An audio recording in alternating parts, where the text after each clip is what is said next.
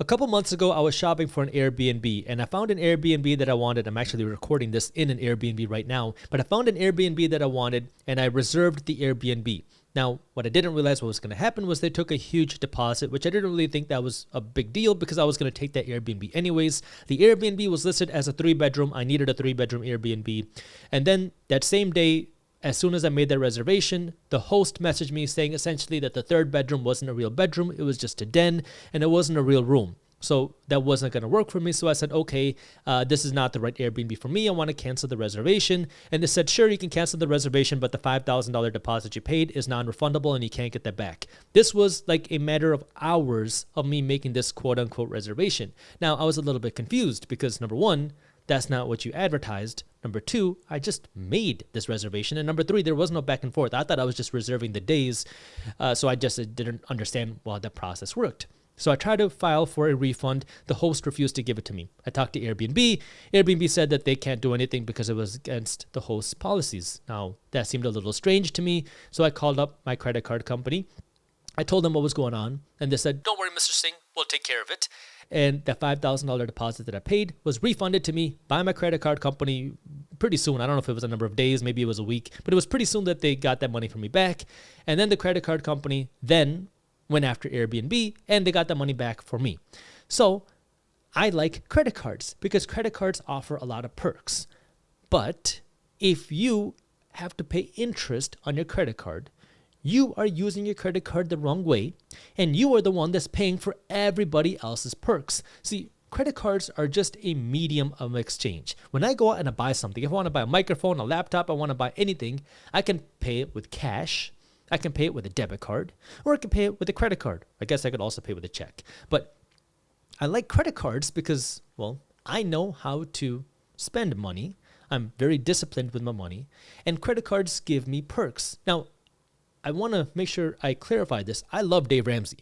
When I was getting started on my financial journey, I read first Robert Kiyosaki's books, then I read Dave Ramsey's books, and I loved Total Money Makeover, EntreLeadership. If you have not read those books, you have to read those books. Those are great books on now how to spend your money the right way. And when I read those books, I stayed away from credit cards for a long time because he scared the crap out of me out of using credit cards, which is great for many people. But as I started to go through my financial education journey, I realized I'm a very disciplined spender. I will not spend more money than I have or that I need to just because I get some cash back. But I also spend a lot of money. I mean, I have to spend a lot of money in my business. I have high expenses. I might as well get some perks for the expenses that I have to make anyways. And that's where having the right medium of exchange for me makes sense. For me, a credit card as a medium of exchange makes sense because now I get perks. The perks that I get is number one, I get cash back on every purchase that I make. Number two, I get spending protection, fraud protection, purchase protection, because if something happens like I just talked about with the Airbnb situation, well, I can call up my credit card company and then I know that they'll take care of me. And I've had multiple issues in the past that I've talked about where I was scammed or where something happened and I did not get my product, I spent money, and my credit card company was the one that then refunded the purchase, where previously debit cards didn't do that for me. Now, I know debit cards have become much more advanced in the last number of years since I first started using debit cards. But for me, when I first used debit cards, they didn't have all those features and I had lost a lot of money because I used a debit card. And then the third thing, especially once you start to travel more, is credit cards can also provide you with a lot of upgrades. Now, of course, it comes at a price. Like I pay a lot of money for my annual credit card fees for my annual upgrades and all that, like my Amex Platinum. I'm not sponsored by any of these companies. I'm just telling you what I use. Amex Platinum, I think, is like $700 a year or something. Everyone's trying to play the game of how do I get my $700 back? I really don't care. I'm not trying to get my money back. I like the luxury that it provides because the luxury for me is when I go to an airport, because I travel a lot, I get access into the airport lounges. I get access to TSA PreCheck. They paid for my Clear membership. Now when I go to the lounge, I can get there much quicker because I don't got to stand in the same airport line that I used to. I can just kind of run through the line quickly. Now I go into the airport lounge, I can eat, I can hang out there, I can do my work. Then when I get onto the plane, well, sometimes I might get upgrades, but I don't think that really has much to do with the Amex Platinum. But then when I get to where I got to go, it gives me Hertz upgrades, it gives me Marriott upgrades, it gives me Hilton upgrades. Those things have value to me. So for me, it's worth the price. I'm not sitting here trying to play the game of how do I get my money back, and I know some people do, and that's fine if you do. But for me, it gives me a particular value. It gives me perks and things that I like. That's why I use a credit card. Again, I'm not going to spend money that I don't have. I'm never going to pay a penny in interest. If I was paying a penny in interest, this would absolutely not be worth it. The interest is not worth the perks. So if you're paying interest, you're paying for everybody else's perks. And this is where you have to understand how to use a credit card the right way, because if you're using a credit card and now you're in credit card debt, you got to get rid of the credit card. You're using a credit card the wrong way, and the interest will never be worth it when you have to pay the interest to get the perks. I like credit cards because, well, when I make my purchases, I'm also getting cash back. And this cash back can be an investment bonus for me at the end of the year. It could be a way for me to just have a free vacation. It could do a lot of different things. I like those things. Now, when I use a credit card, I'm just going to be very transparent with you. Again, I'm not sponsored by any of these credit card companies. I'm just telling you what I use and what I do. I have 3 different general categories of credit cards. I have my personal cashback credit cards. I have my business credit cards, and then I have travel credit cards. I am not the best when it comes to travel or credit card hacking. I just don't spend a lot of time trying to figure that out. So I'm going to be very honest with you there. I like cashback.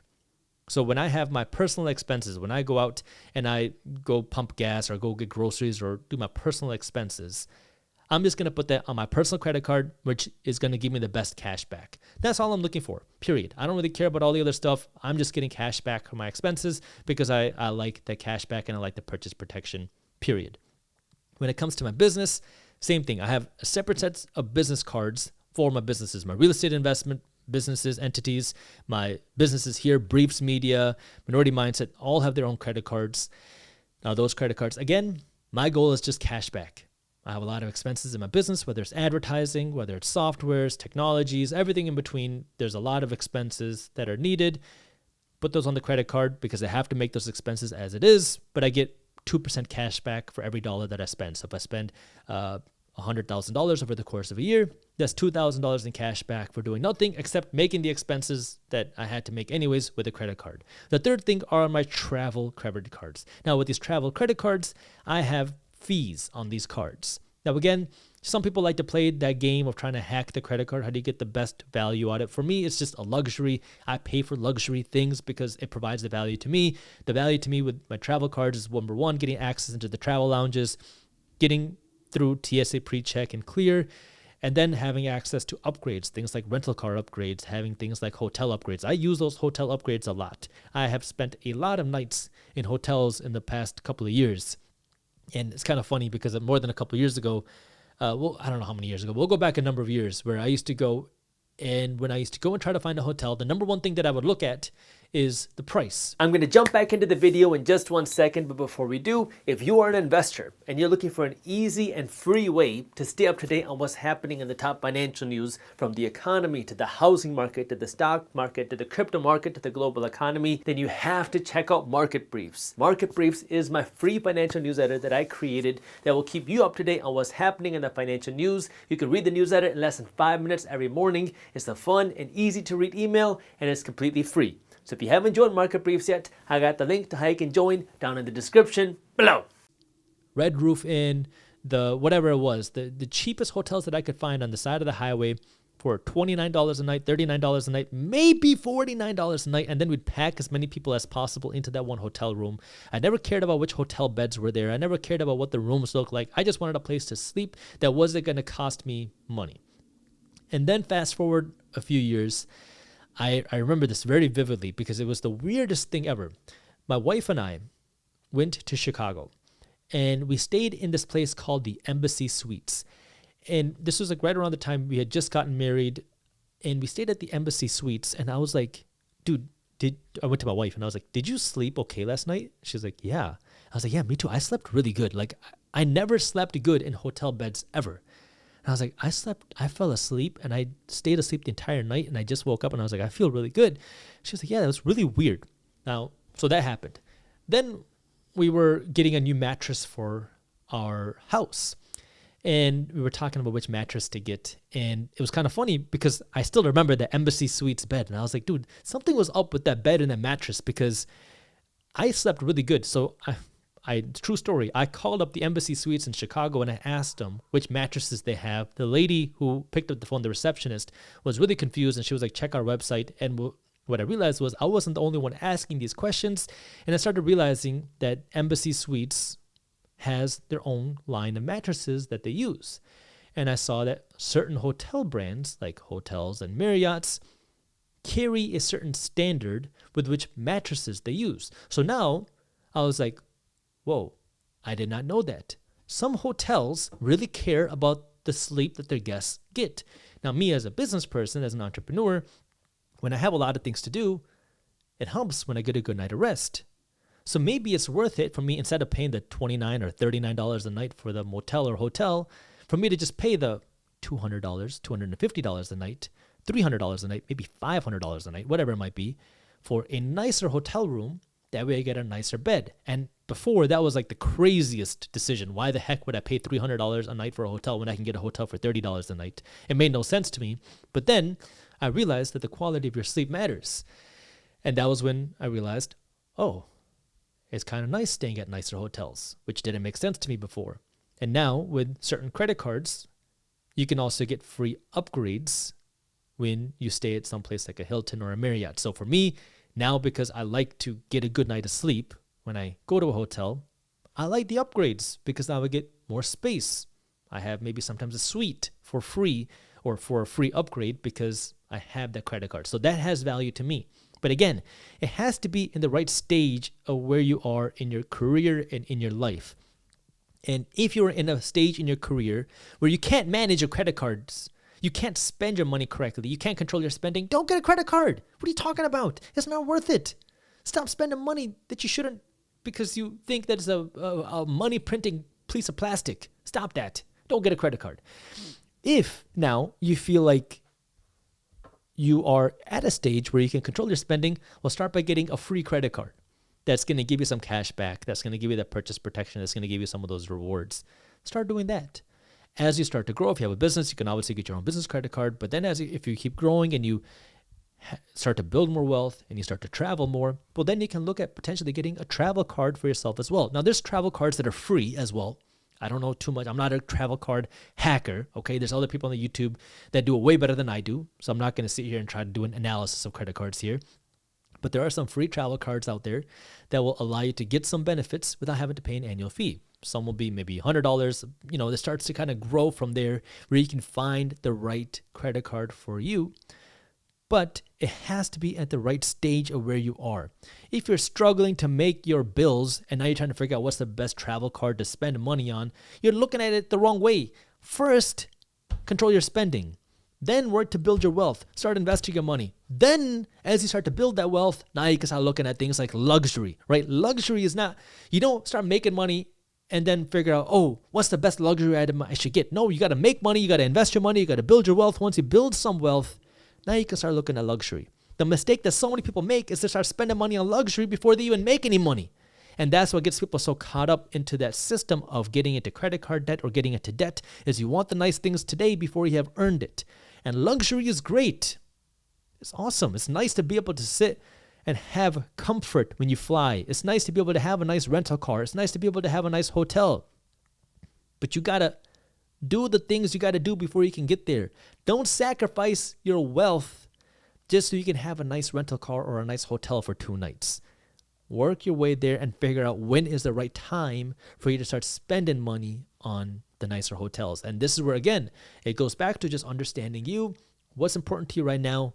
First, work on controlling the spending, then work to earn more money, then work to invest that money, then work to build that wealth. As you build that wealth, now you can start looking for ways that you can start spending money differently, that we can start enjoying things and figure out what's enjoyable to you. I'm not allowed to give investment advice, but if there's one investment that I would recommend that I know can give you a better return than today's housing market, than today's stock market, and even a better return than today's cryptocurrency market, is canceling your Netflix subscription. Stick with me for 1 minute. I'll show you what I mean. The Bureau of Labor Statistics released an American time use summary, and what they found was that the average American spends 2.9 hours a day watching TV. And the way that people watch TV today is, of course, Netflix. And the number one reason why most Americans feel like they cannot make more money or they cannot make a big financial change in their life is because they don't have enough free time.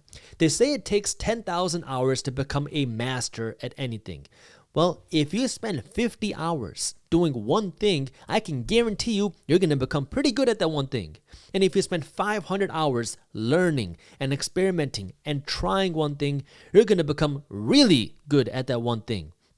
Well, if you work 49 weeks a year and you work 5 days a week out of those 49 weeks a year, and instead of spending 2.5 hours watching TV, you spend that 2.5 to 2.9 hours now learning, building, trying new things. That means after 1 year, even including holidays, including weekends, you're going to spend over 700 hours learning and building your own education on how you can work to earn more money. I can guarantee you that if you spend just 1 year, those 700 hours, and that's not including weekends or holidays, if you spend 700 hours in 1 year working and learning to earn more money, I guarantee you that 12 months from now, you are going to have a completely different mindset and skill set towards earning money, and you are going to know a lot of ways to earn more money. And even if you don't increase your income, 12 months from now, you're going to have the tools and the knowledge and the ability to do so. And now you're going to have more ability to now earn more money. That way you can build more wealth. Time is the number one most powerful tool that all of us have access to when it comes to building your wealth. And so now if you compare two people, one person comes home from work every single day, they sit on their couch, they watch Netflix for a couple hours to decompress, they hang out with their family, then they go to sleep. And then you compare person number two, where they come home from work, they spend time with their family, and then they spend a couple hours working on their business. They spend that time learning about how to manage their money. They spend that time learning how to earn more money. In 10 years, who do you think is going to have more earning capability? The person who's spending their free time watching Netflix, or the person who's spending their free time learning to earn more money? Yeah, it takes more work, it takes more hustle, it takes more time, but you have the ability to do so.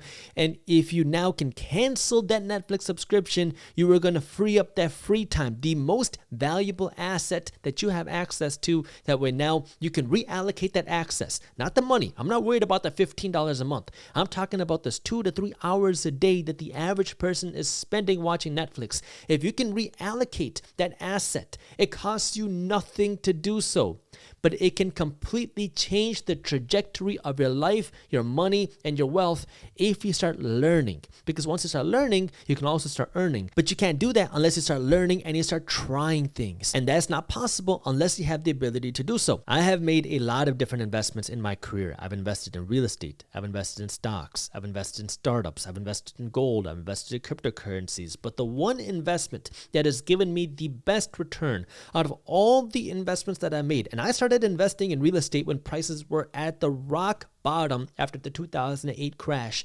And still, the number one best investment that I have made was the investment in myself. Now, this best investment that I made isn't just the money that I spent now buying books, buying classes, hiring coaches, hiring consultants, but the time that I spent learning as well.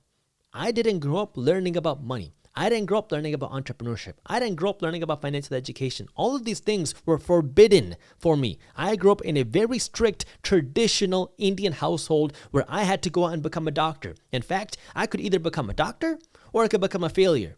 Those were the only two options that I had. And so when I started learning about money, I went out of my way. This is back before YouTube was available. I had to go out and read books. That was the first time I ever read a book cover to cover. I hated reading. The first time I ever read a book cover to cover was a book called Rich Dad, Poor Dad by Robert Kiyosaki. And when I read that book, it opened my mind to a whole new world of money that I had never been exposed to before. Once I read that book, then I started reading Dave Ramsey's books. And then I started reading more books. And then I started learning and I started applying what I was learning.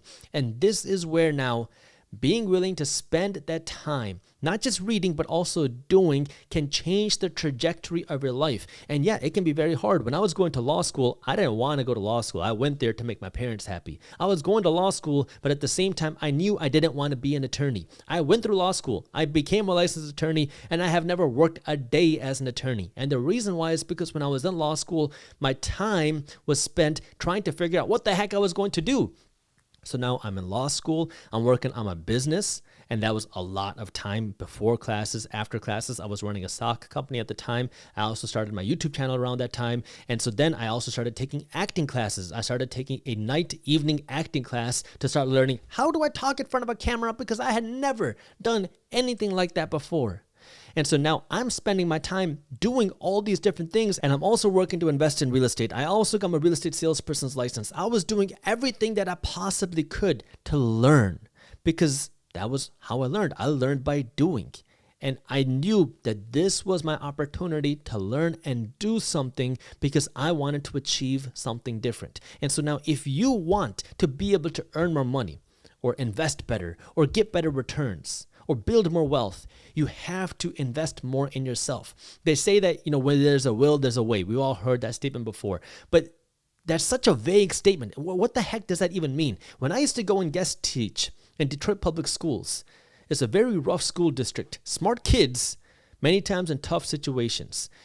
And I would go and guest teach once a week or once a month in these schools, and I would talk to the kids about money and life and leadership. And I would ask questions like, how many of you have a job? These are high school kids. And pretty much everybody would raise their hands saying that they have a job. Then I would ask, how many of you have a bank account? Nobody raised their hand. Not a single person had a bank account. So I would ask, what do you do with the money that you earn? You get this physical paycheck, you go to the local liquor store, you cash the paycheck, the liquor store owner takes 1 to 10% of the check, you buy a bunch of pop and candy on the way out, and now you have a small fraction of your entire paycheck on the way out. But at the same time, what are you prioritizing? Because when these kids wanted the newest pair of Jordans, they would do whatever it took to get those Jordans, whether it was working extra hours, whether it was sacrificing spending money on things at school, whether it was not eating lunch. People would make huge sacrifices to get the newest pair of Jordans because that's what they wanted. So now my mindset is, how do we now reallocate this mindset instead of getting the Jordans to building wealth? And this is where it goes back to the same thing. When you want something, you will find a way to get it, whether it's a pair of shoes, whether it is a Gucci bag, whether it's a car, whether it's a big home, whether it's whatever. If your goal now is to build wealth, if your goal is to invest in a rental property, if your goal is to build a big stock market portfolio, you got to get hyper focused on that. That means now you got to spend your time learning how to do that. Because when that's something that you want really bad, you are going to figure out whatever it takes to do that. And it becomes much easier to make those sacrifices, because nobody likes not being able to go out to eat. Nobody likes not being able to go on a vacation. I mean, these sacrifices suck. How are you going to explain to your wife or your husband, hey, we can't go out to eat anymore because I want to get rich or I want to become wealthy? Win. What does that even mean? Nobody wants to just make sacrifices for the sake of making sacrifices. You got to get on the same page where, hey, let's make this financial sacrifice. Let's not go on a vacation this year. That way we can work to build our wealth. That way in a few years, we can go on 2 vacations a year instead of just 1. Because now you're working for something bigger, and that's what you have to align yourself on and your goals on, is how are you going to get bigger? And then you got to get laser focused on that idea of getting bigger. And now the resource that is the most powerful is your time. Of course, you have to use your money smartly, but your time, if you can use your time the right way, that's what's going to show you what you can do with your money. That way you can grow your money, and that's what's going to show you how you can earn more money. That way you can have more money to invest. But this means you are going to have to allocate your time. And I know it's not easy. If you got kids, it's not easy. If you got a spouse, it's not easy. We all got things going on in life. Everybody's having babies. Everyone's got a baby shower. Everyone's having these graduation parties. There's always something going on. But you got to get focused on you. I call it a decade of sacrifice. Now, of course, it's easier to do this when you're in your 20s, but it's easier to do it in your 30s than it is your 40s. It's also easier in your 40s and your 50s. And it's also easier in your 50s and your 60s. But this is where the sooner you start, the better it is, because the decade of sacrifice, where now this decade you are working to spend less and earn more. That way you can do one thing, invest your money. That way you can build wealth. That's what's going to allow you to set yourself apart from everybody else that you know. This isn't a 6 steps to building wealth system, because those 6 steps to 6 figures systems are making one person rich, and it's not you. If you really want to build wealth, you are going to have to make sacrifices. There's no other way around it. And that means putting in the work, putting in the time to spend less and earn more. That way you have more money to invest. And if you put in that effort, if you cancel the Netflix, if you cancel some of that time, that way you have more time available to allocate to you building wealth, you will surprise yourself how much you can learn in just 6 months. When you first start learning anything, it is so overwhelming. I go through the same thing even in business. When I go and start learning a new thing, if I started learning about building a good SEO website, it's going to be very overwhelming, because now you start hearing about all these terms and all these ideas and all these strategies and all these different opinions. That is just information overload. But if you stick with it and you start breaking it down and you start digesting and you start watching more videos and you start reading more blogs, eventually, once you put in 50 hours, you're going to start learning the basics. When you put in 500 hours, you're going to know it really well. You're going to know it better than most people out there.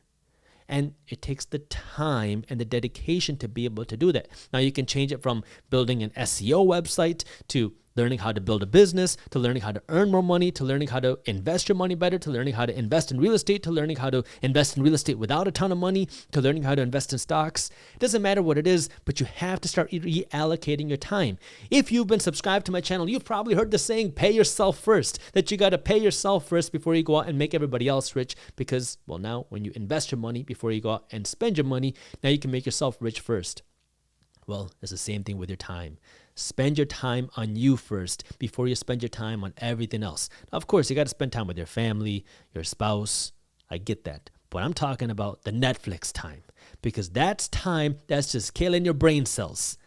Reallocate that TV time that's not doing anything to now something that's going to be more productive. And if you say, but Jaspreet, that's my time to relax and unwind. Listen, you can unwind a whole lot easier when you're rich. Work to build what it is that you want. And I'm not saying you got to go and kill yourself watching these YouTube videos and learning. You can be relaxed and watching some YouTube videos too. There are some entertaining channels that can teach you how to build wealth, that can teach you how to invest your money, and that can be another form of unwind. And it's just like starting to be healthy.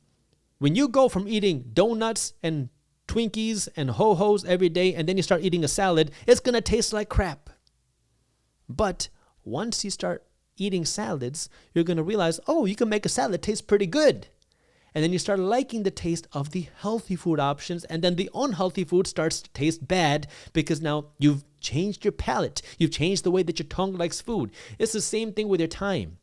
When all you're used to is watching dumb TV shows and movies on Netflix, where as soon as you start watching something educational, it's going to feel so boring and so annoying and so stressful. But as you start to watch more of the educational content, now all of a sudden you're going to start liking it. You're going to like the feeling of learning and becoming smarter and having education that can allow you to increase your income. And then you're going to realize, wait, wasting my time watching all of these dumb shows isn't as fun or as enjoyable as I thought. But it takes that initial ditching the donuts and the Ho-Hos and start eating the salads. It's the same thing here. You're ditching all the brain-killing content. That way you can increase your wealth content. I think a big reason why people are really searching for new ways to generate quote-unquote passive income is because the cost of living has grown so significantly relative to wages. Take a look at these numbers. Between 1970 and now, wages have increased by around 640%. Over that same time, housing costs have gone up by around 1,100%.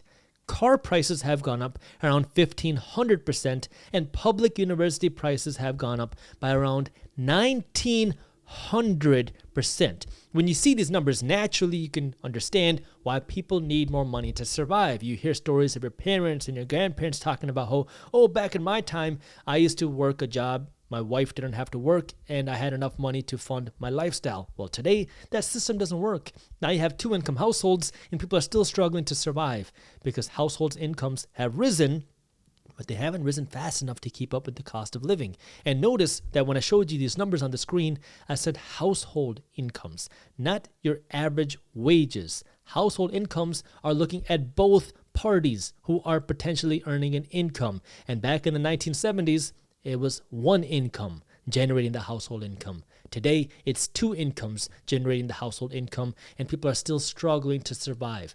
And this is where it has become so crucial to understand how you can earn more money, because the reality is, if you want to continue living a decent lifestyle today, it has become so important to learn how to earn more money. And this is where, the argument everyone's making is, oh, my boss needs to pay me more.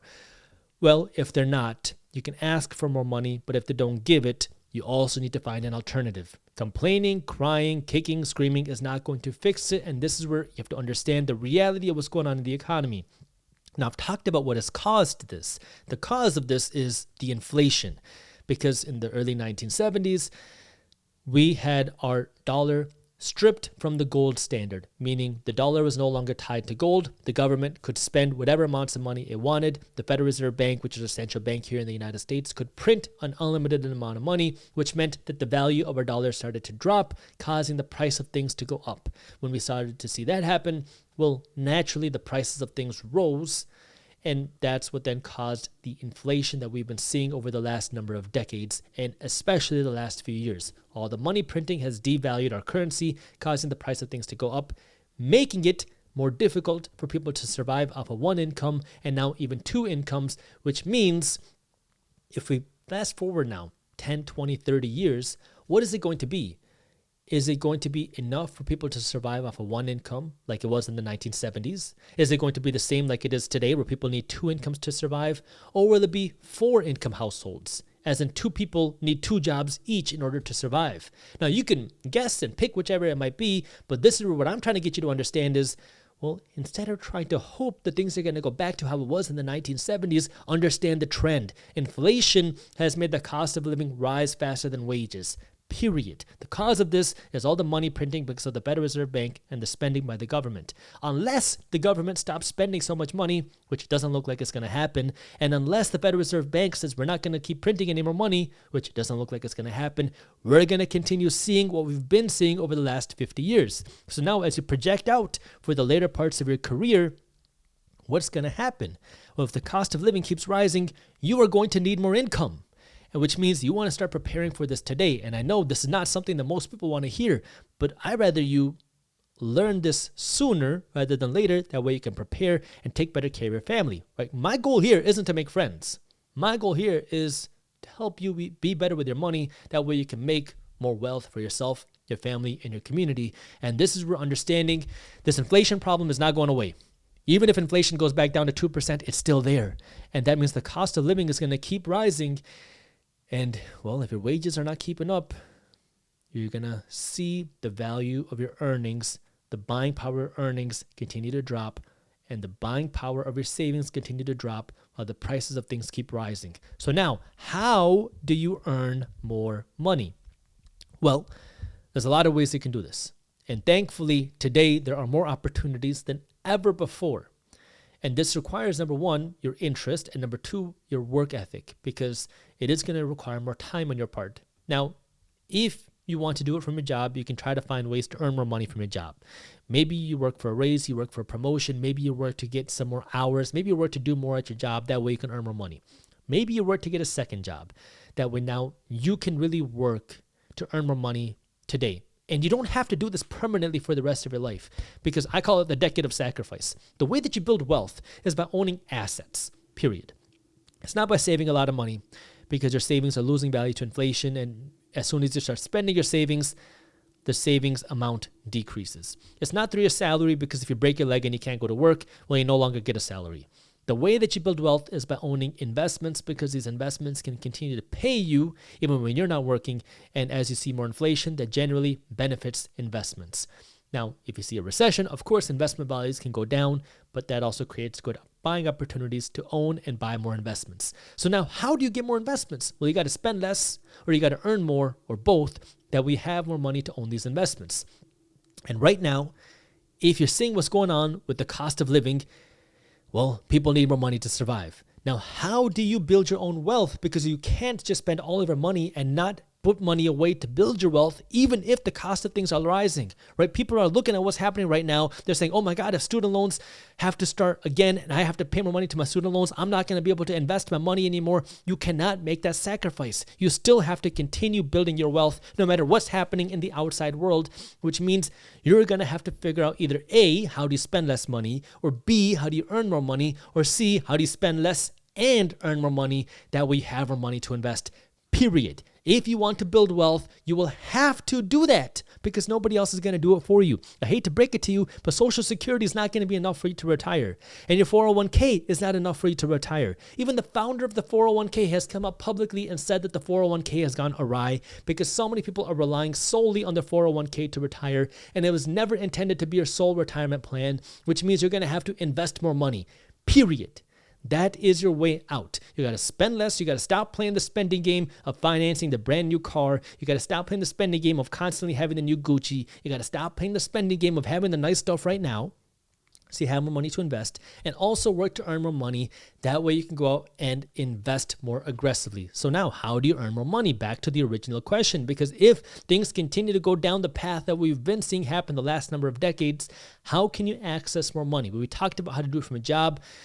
If it's not from a job, look for ways to earn money outside of a job. And the internet has made this so much more accessible. Not easier, but accessible than ever before. Because now on the internet, the name of the game is attention. If you can grasp somebody's attention on the internet, maybe it's with a blog that you write, maybe it's with a newsletter that you create, maybe it's with your Instagram page, maybe it's with a TikTok page, maybe it's with a podcast that you start, maybe it's with a YouTube channel, maybe it's with something else. If you can grasp somebody's attention on the internet, you can then make money on the internet. Attention is the new currency on the internet, and the way you get paid now is by monetizing the attention. Now, the simplest way to monetize the attention is with advertisements, right? If you have videos on YouTube, you have a podcast out there, you're going to be able to have advertisements on your content and you can generate money. If it's not through advertisements, you can also sell somebody else's products so you don't have to build your own business. This is called affiliates, where other businesses will pay you for promoting their stuff. Or you can build your own product. You can sell your own service. Maybe you have a service. You have a bookkeeping service that you can offer. You have an accounting service. You can do digital marketing for somebody. You can do graphic design for somebody. You can do writing for somebody. You can do the legal work for somebody. You can do some sort of health consulting for somebody. If you have a service, you can offer that now to people who are watching, listening to, or reading your stuff. Because when you have somebody's attention, you can offer your product. You see me doing this all the time. I have a company called Briefs Media. One of the products that we have in Briefs Media is Market Briefs. Market Briefs is my free financial newsletter, where it's a way for me to keep regular investors up to date on what's happening in the financial news. It goes out 6 days a week. We have a team that's breaking down what's happening, things in the housing market, the stock market, the crypto market, the global economy, and our own economy into this fun, witty, and easy to read email. And it's completely free to you. And the way that we monetize Market Briefs is we sell advertisements in Market Briefs. This allows us to keep the newsletter free, but I have this attention on the internet. People watch my videos, and then I'm able to market and get promotion and exposure for Market Briefs. Now, if you want to join Market Briefs, you can go to briefs.co/marketbriefs. That's briefs.co/marketbriefs. And I also got the link for you down in the description below. But this is where now the question is, once you grasp somebody's attention, how do you monetize? And that's the easy part. You do not have to know how you're going to monetize when you start, but you have to get started, because the reality is things are not going to go back to how they were in the early 1970s. Things are going to continue going down this direction. Things are going to continue getting more expensive. Sure, we might see periods of deflation. That's what happens sometimes when you see recessions. But then after that recession is over, the deflationary period ends and you see inflation kick back up. So you have to understand that if we continue to see the housing costs rise, if we continue to see the price of cars rise, if we continue to see the price of phones rise, if we continue to see the price of groceries rise, what are you going to do? How are you going to earn more money? And it's better for you to ask yourself this question sooner rather than later, because it gives you more time to work towards it. It gives you more time to ask that question of what are you going to do and think about it.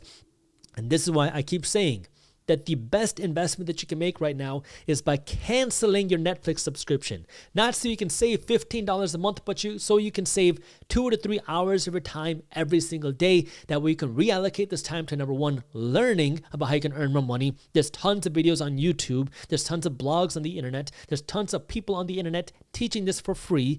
And then you spend your time doing.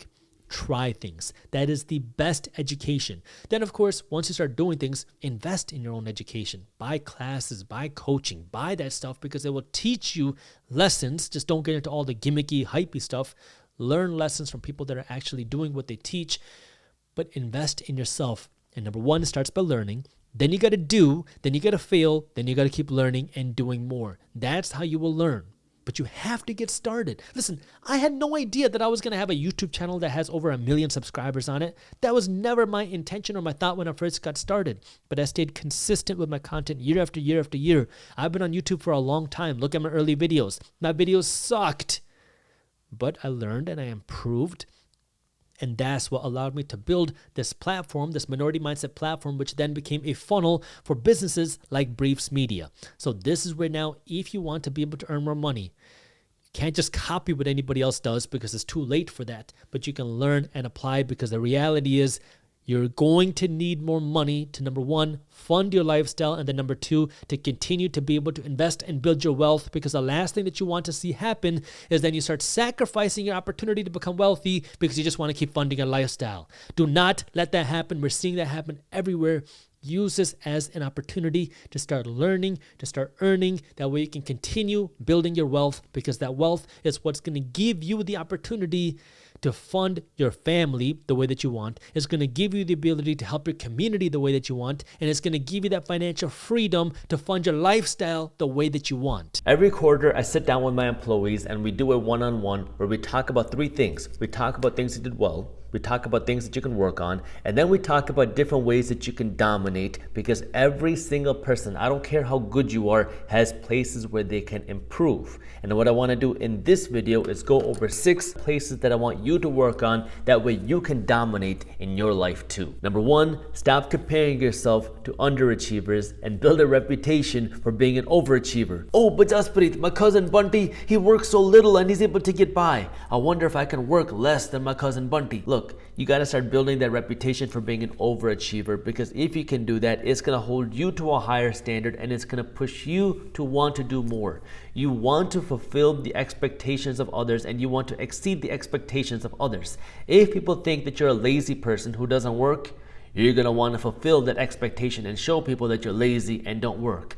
If people think you're one of those people that works hard and succeeds and does good in things, you're going to want to work hard and succeed and do good in things. When I entered high school, I made a change for myself to become healthier, because before high school, I had no idea of health and fitness and all that. I was getting chubby, and then I decided I wanted to play sports and I wanted to get more fit. I joined the football team and I changed my diet. I stopped eating sweets. And then I became known as the person in my family that didn't eat sweets and that always ate healthy. And this put an expectation on me, because now when we went out to eat, people expected me not to eat junk food, expected me not to eat sugary food, and they expected me to eat healthy and work out.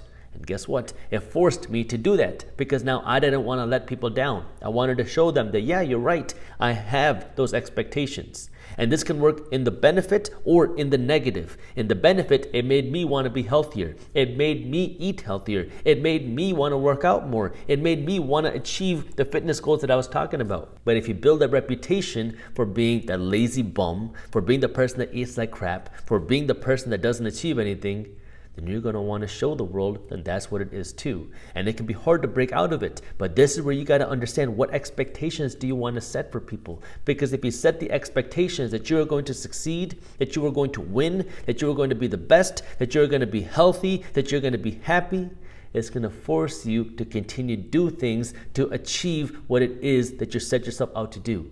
But if you do it on the lower end, where now you're setting yourself up with the expectations to fail, to be a loser, to be lazy, to be fat, you're going to continue doing those things. And this is where you're going to start, by setting the expectation and setting those guidelines for yourself for how you are going to build yourself. Number 2 is learn how to spend money. Most people fall into one of two categories when it comes to spending money. Number one is I spend everything on things that don't make me any money. And number two is I don't spend any money at all. I started off here where I was spending money on my car and my watches and all the nice fancy stuff.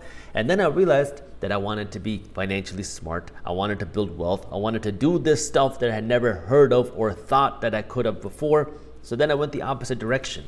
I worked hard to make money. I became an entrepreneur. I was doing whatever I could to make money, but I spent nothing.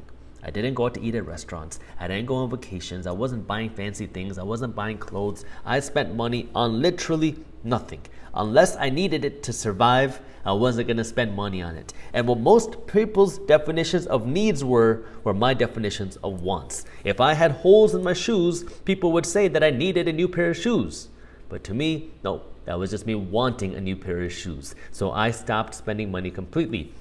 Then over the years, I started to become smarter with spending, and then I learned the difference between price and the actual value that you get. And this is where now you can learn to be a smart spender, because money sitting in a bank account doesn't do any good. But if you really want to be a smart spender, this is where you start spending money on things that you afford. You have to be able to afford it first, but you want to make sure you're spending money on things not based off of price, but rather based off of value. When you change the way you spend based off of value rather than price, it's going to change the way that you live your life, because now you're going to be willing to spend money on things that can make you more money. You're going to be willing to spend money on your own education. You're going to be willing to spend in your own investments. You're going to be willing to invest in yourself, because now you don't have this emotional attachment with money where you think, oh, I worked so hard to earn this money. I don't want to part with it. I never want to leave with it, and I never want to spend it. And it just sits there and looks back at you. But that money that's just sitting there isn't doing you any good. Money only provides value when it's spent, and this is where you got to look at the real things that provide you value, whether it be financial value, where you put your money into something that can help you earn more money, whether it's your education, whether it's an investment, whether it's yourself. You're putting your money into this thing that way you can earn more value, or you put your money into something that provides you with some value that you like in your life. Maybe you like traveling in luxury. Maybe you like nice cars. Maybe you like nice homes. Figure out what's important to you, because you can't have everything, especially in the early stages, but figure out what's important to you and then buy that thing based off of the value that you're getting. Of course, you got to make sure you can afford it first, but you want to understand the difference between spending based off of price and spending based off of value. Third, don't be lazy. We don't have control over everything in our lives. You might not be the smartest person. You might not be the richest person. You might not have the most experience. You might be young to the game. But one thing that you can control, that is in your hands, is how hardworking you are and how lazy you are. If you are lazy, it is going to make it extremely difficult, no matter how smart you are, no matter how talented you are, to beat somebody who is not lazy. When I started off on my entrepreneurial journey, I had no experience. I didn't have $1 million in my lap. I didn't have parents encouraging me. I didn't have people supporting me. I was doing everything that I did in secret. I didn't even know what the term entrepreneurship was until I got to college. No one told me that I could be an entrepreneur. No one told me that I should be an entrepreneur. I had to do this all in secret. But one thing that I did have was my work ethic. I knew that if somebody was going to beat me, it wouldn't be because they were going to outwork me. And that was the one thing that kept me going, because I was willing to put in work when nobody else was. I was willing to wake up early. I was willing to stay up late. I was willing to work on weekends. I was willing to work on holidays. I was willing to work at any time, because that was one thing that I knew that I had the advantage of. I wasn't the smartest person. I knew people who had way more money than I did. I knew people who had parents who were rich entrepreneurs, who knew how to do business. I knew people who had everything in their lap. But the one thing that allowed me to succeed was the ability to work. And that ability to work allowed me to learn more. It allowed me to earn more. It allowed me to figure things out more. And it allowed me to shorten the time span to figure it out. Because what most people took a year to do, I was able to do in 6 months, maybe even 3 months, because how aggressively I was willing to work. If you have shortcomings, if you feel like you don't have all the other advantages, the one thing that you can do is change how much you work. Because if you fall into that trap of doing what other people are doing and saying, it's okay to be lazy, it's okay not to work that hard, it's okay to do this and that. Look, at the end of the day, if you're not willing to put in the work, somebody else will, and they will beat you. And you got to decide if you're going to be the person who's going to put in the work or not. Let your results speak for you. The smaller the dog, the bigger the bark. When we feel insecure about something, we feel the need to try to cover up this insecurity by doing something else. And we see this in so many different instances of life. I remember back when I was in college, I used to host parties, college parties. I was an event planner. And back then, we used to have this saying with me and my team where at the end of the night, when the fights used to start, the same people that would start fights were usually the smallest and the scrawniest people. These people, these dudes that were weighing like 110, 120 pounds, were trying to fight everybody. Why? I don't know, because they were trying to make up for something that they were lacking in. These small dudes who would get rocked in a fight needed somebody to hold them back every single time. And then as I started to meet more and more people, started to work with different clubs, some of the clubs I started to work with had MMA fighters as their bouncers. And some of these MMA fighters were not the biggest people. They weren't the buffest and strongest looking people, but they were super quiet. But if somebody tried to come up on them or try to do something to them, they would knock you out very quickly. They didn't need to make a show. They didn't need to let you know that they were this strong person, that there was just fighter. They were very quiet, very humble. And then if something came up, they would let you know very quickly when it was time. The smaller the dog, the bigger the bark. And it's the same thing when it comes to money. You see it where if somebody is insecure with the money they have, they're insecure with where they are financially, what happens? Sometimes people say, you know what, I don't like this and I'm going to go completely hide and I'm just going to be away from everybody. Sometimes people say, I don't want people to see me driving around in a beat down Toyota Camry, so I'm going to go out and finance a BMW. That way I look like I made it. I'm going to go finance some Gucci. I'm going to go finance some Louis Vuitton, which puts you even deeper into that financial hole because you can't deal with the insecurity of people realizing that maybe you don't have money.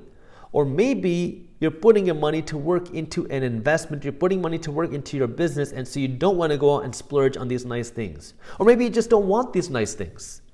But we create all these thoughts in our mind, we become insecure, and now all of a sudden, we start doing these impulsive things, we start spending money we don't have to buy things that we don't need just to show off. That way it looks like we made it. And this puts you even deeper into that hole. And this is where now I want you to work on ignoring the show and work on the actual results. Let your results speak for you. If somebody's upset with what you did at your job, don't talk about how hard you worked. Don't talk about how many hours you put in. Show the results. Show them what you did. Either you succeeded or you didn't succeed. Focus on the numbers. Focus on the results.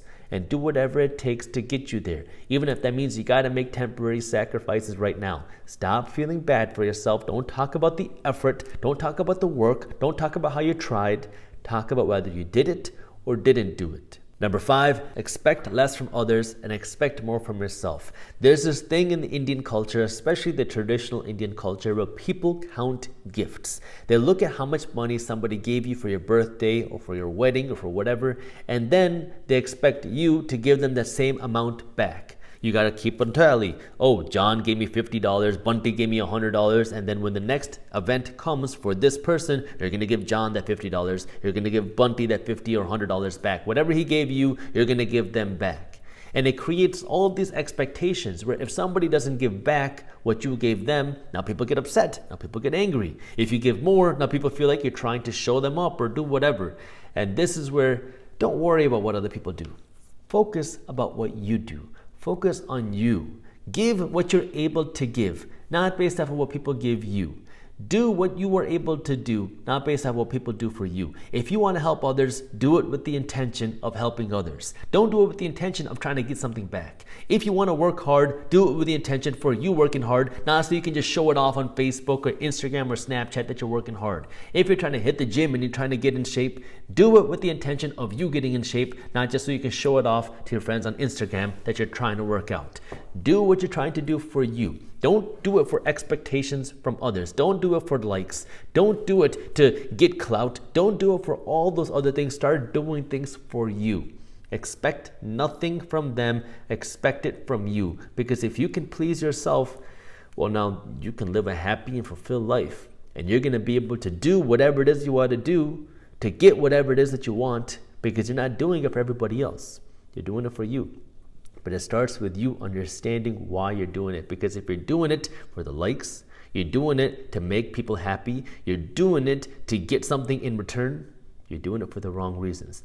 Do what you got to do for yourself. It's going to leave you much less disappointed, and it's going to allow you to continue working on you instead of working just for everybody else. Number 6, learn to stick with it. This is very hard for entrepreneurs because what you see with a lot of entrepreneurs, especially younger entrepreneurs, is you try to do everything. You want to do so many different things because what if this fails? I'll have option B. If option B fails, I got to have option C. And so you try to do everything, and you do a little bit of each one of these things because you don't know which one's going to work. You feel like you need to be doing all these different things in order to be an entrepreneur, in order to succeed. But what ends up happening is when you try to do so many different things, you end up succeeding in nothing. And this is where you got to be willing to commit. You got to be willing to commit to one thing first. Once you can dominate that one thing, now it's going to be much easier for you to go off and do so many other things. Look, I started off with a lot of different things. I was an event planner working at these college parties. I used to work at weddings. I used to do wholesaling real estate. I was a real estate salesperson. I used to do some stuff on the internet until I got my stuff in order and I started focusing on one business idea. I wasn't able to really see the success that I wanted.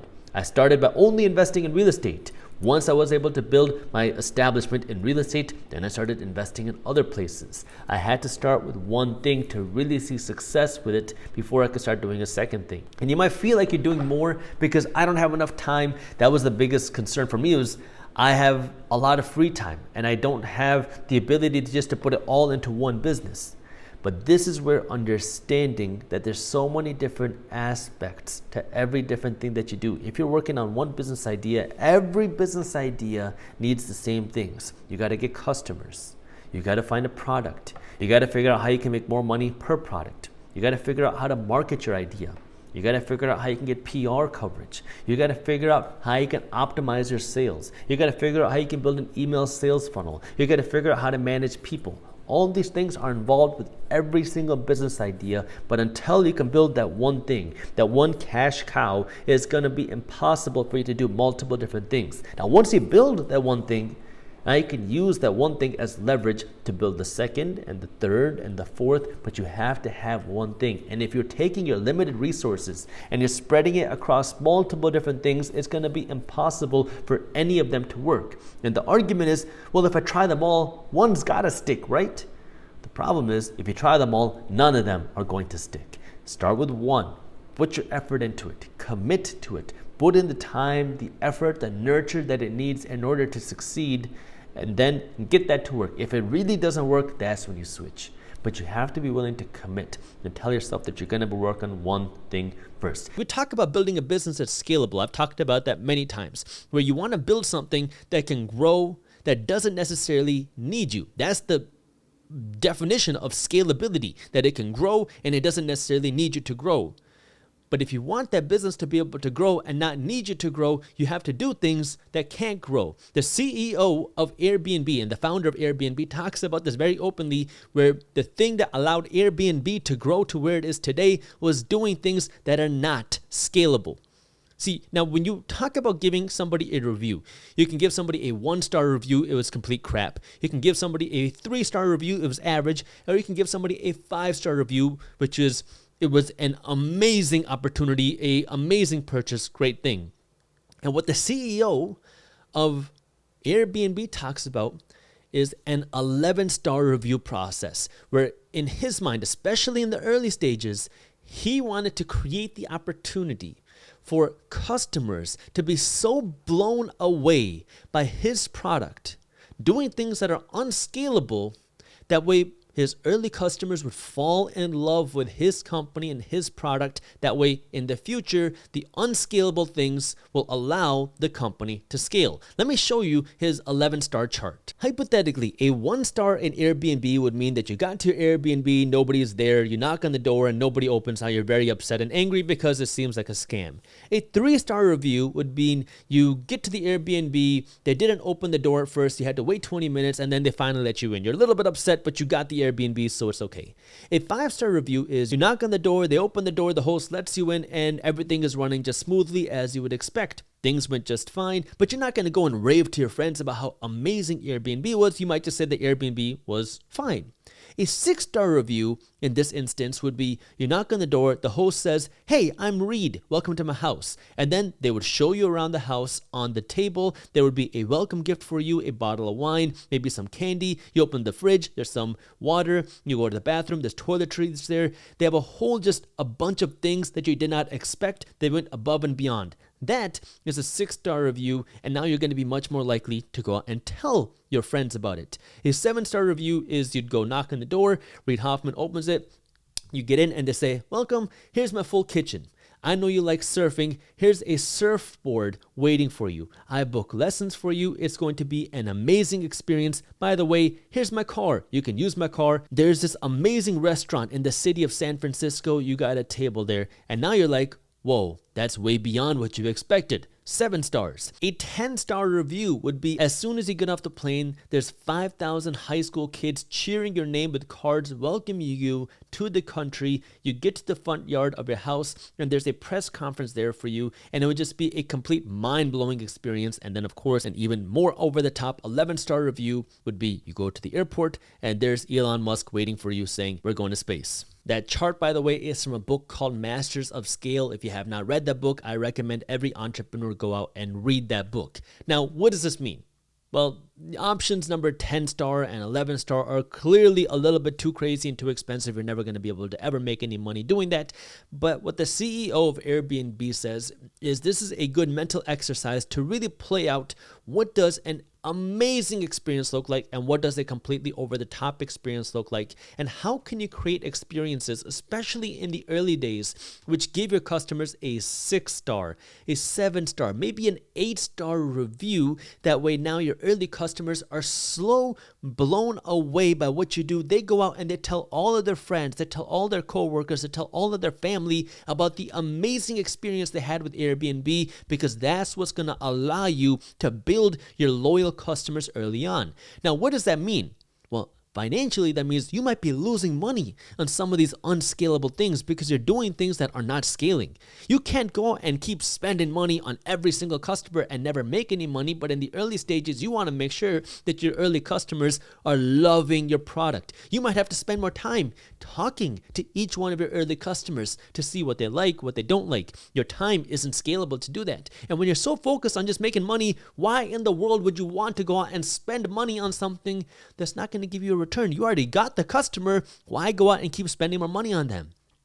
Because if you want to build a business, you need to have that love. You need to have that trust. You have to go above and beyond to build that brand presence. That way other companies can't compete against you. Because when other companies are in it just for the money, well, they're going to not do the things that you do because you're willing to do things that don't scale. And sometimes when you want to build a scalable business, you got to do things that are not scalable. And that's the difference between building a business and just trying to make money and a lifestyle brand. And this is where now you got to figure out where along this trajectory do you want to be. You can work to build a business, but again, you got to have that entrepreneurial spirit where the purpose here is to build that value, to build that product, to change the world, to create something that is going to leave a legacy on the world. That is what an entrepreneur does. If you want to build a business, you have to have that mindset.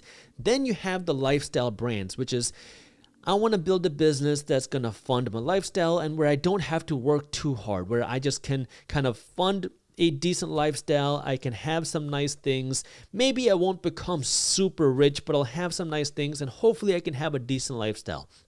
In order to get there, you're going to have to put in a lot of work. But once you get there, then you can kind of coast and you know that you're never really going to be able to scale, and you have to accept that for yourself. Now, again, there's a lot of ways that you can do this. It doesn't just have to be a content creator. There's a lot of brands out there that are lifestyle businesses. A lot of mom and pop businesses are a kind of lifestyle businesses, but unfortunately, a lot of the mom and pop businesses are really not good lifestyle businesses because, well, if you go see what convenience stores owners or gas station owners, the lifestyle that a lot of them live, well, now you're working 7 days a week trying to run this lifestyle business. And so you got to understand now when it's a lifestyle business, sometimes a lifestyle isn't so glamorous. Now, if you get on the internet and you can build a big enough audience, sure, the lifestyle can be a lot better, but you got to understand the scalability that comes with that.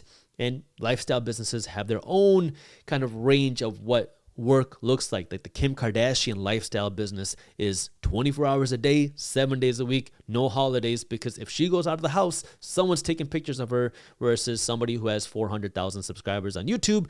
Well, you have a lot more flexibility and a lot more freedom, but you're also not going to make as much money as Kim Kardashian. Then you got the hustler who's just trying to make money. You can make a lot of money as a commission salesperson, especially if you're working in the financial services industry. But understand that you're not building a business. You're not getting any equity in the company. You're just getting a big paycheck. And this is where I do want to caution you that if this is something you want to do, fine. But don't get caught up into that commission salesperson lifestyle, which is you start making money and you start living bigger. You make more money, you drive a faster car. You make more money, you have a bigger home. I've seen this happen because I work with a lot of salespeople. I am a licensed real estate salesperson. I've worked with a lot of realtors. I've worked with a lot of mortgage brokers. I've worked with a lot of insurance salespeople, people who make great money. It's also cyclical. You're going to see booms and you're going to see busts. You're going to see booms in the housing market. You're going to see busts in the mortgage market. You're going to see booms in the insurance market. You're going to see busts in the insurance markets. And that's where use your money smartly. You can make a ton of money, but please put that money into assets. That way you can actually sustain and keep that wealth instead of doing what everybody else in that salesperson business, which is you live based off of what's happening in the economy. When the economy is booming, you're living big. When the economy is shrinking, well, so is your lifestyle. And this is where a little bit of smart financial planning can really go a long way. Now, going back to building a business. If you want to build a business, you're going to have to go through a lot of unrecognized crap. That's the reality of building a business. It has been glamorized a lot, but there's a lot of unrecognized crap where you're going to have to do things that don't necessarily make sense, and you're going to have to go through a lot of that crap in order to actually build that scale. And this is where it's going to be different for every industry, and you're going to have to find the right way to keep getting the reps in, to get your business heard, to get your business seen, to get the sales, and to grow. Like when I was trying to get exposure from Market Briefs and Briefs Media, which is my financial newsletter company, I initially started off by doing as many interviews as possible. Obviously, I talked about Market Briefs a lot here on my YouTube channel. Market Briefs is a free newsletter for investors where every day my team is breaking down what's happening in things like the housing market, the stock market, the economy, the global economy, and the crypto market. It's completely free, and you can read the newsletter in less than 5 minutes every morning. By the way, if you haven't joined yet, you can go to briefs.co/market. That's briefs.co/market. And I also got the link for you down in the description below. But I would mention it a lot here on my channel. And that was when I had the idea, well, if I can mention it on my channel, how can I get my market briefs heard on other people's channels? And so that was when I started doing a lot of podcasts and a lot of interviews and collaborations with YouTubers. Now, I started working with whoever would accept me. If a YouTuber had 20,000 subscribers, I was doing the channel. I was doing the interview. If a YouTuber had 5,000 subscribers, I was still doing the interviews. And so now I went for a long period because I didn't have a lot of experience doing these types of collaborations, talking on other people's channels, doing these types of interviews, where I was just doing pretty much whatever interview that I could get. And sometimes we would get like 7 new subscribers from the interview. And these interviews sometimes would take 30 minutes, 60 minutes, 90 minutes, plus the prep time and everything in between for me to go out, instead of working on building my own channel, instead of going out and working to build a company, for me to go out and get exposure onto somebody else's brand. And sometimes we would see 7 new subscribers come in from all that time, effort, and work put in, not to mention the time trying to secure and get the interview and pay for people to get these types of interviews. But I did that, and eventually I started to get seen by some of the bigger podcasters. And then I got seen by like the Lewis Howes, the School of Greatness podcast.